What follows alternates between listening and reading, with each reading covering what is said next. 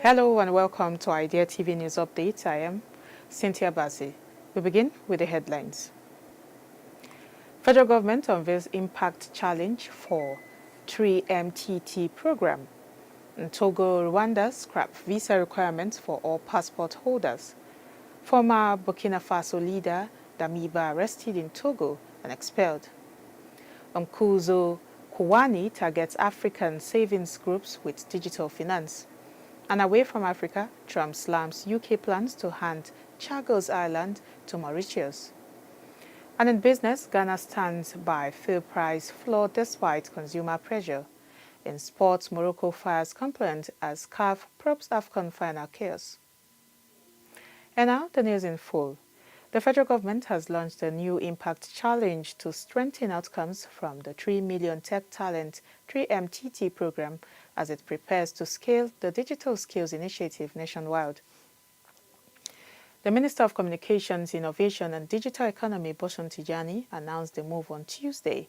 Tijani said over 135,000 Nigerians have been trained across 3 pilot cohorts, with community support extending learning to more than 300,000 people. He added that the program has helped create about 15,000 job and opportunity pathways, while 1.8 million Nigerians are currently in the 3MTT pipeline. The challenge invites fellows and partners to share before and after stories showing programs' impact using designated hashtags on social media.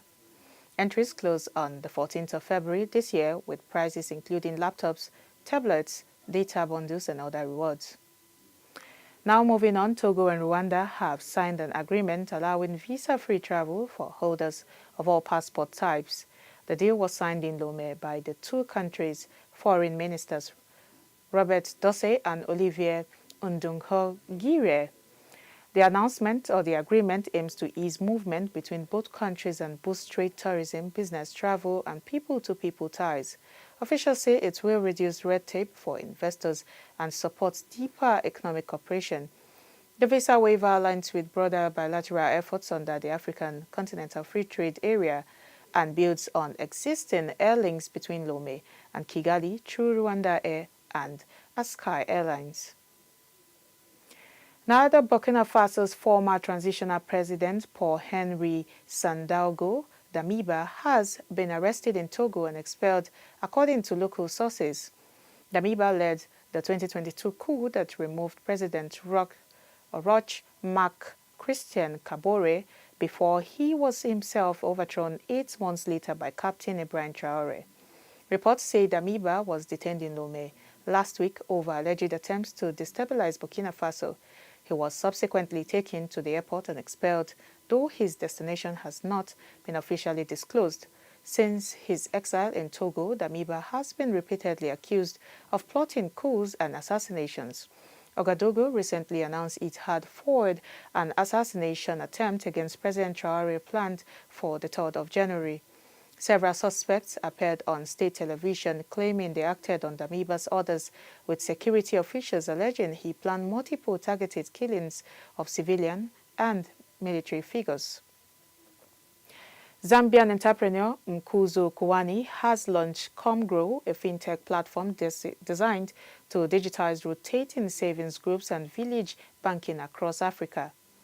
The mobile application helps trusted community groups pool money, issue loans, and attract contributions securely. Founded in 2019, ComGrow replaces cash handling, notebooks, and spreadsheets with automated, traceable records.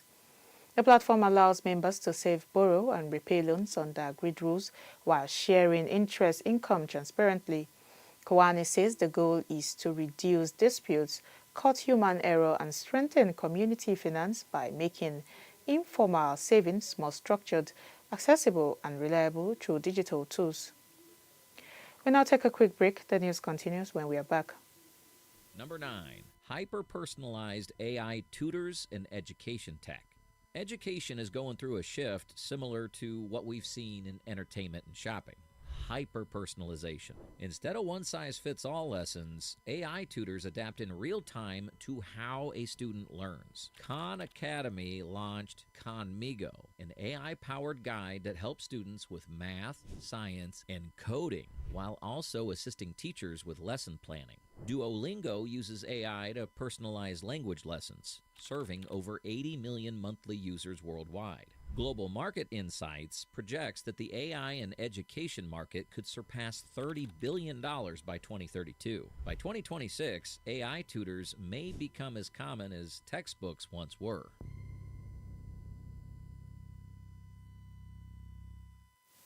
Good to have you back, and if you're just joining, this is Idea TV News Update. Now, the rest of the stories. Away from Africa, Donald Trump has criticized the UK's plan to transfer sovereignty of the Chagos Island to Mauritius, calling it an act of great stupidity.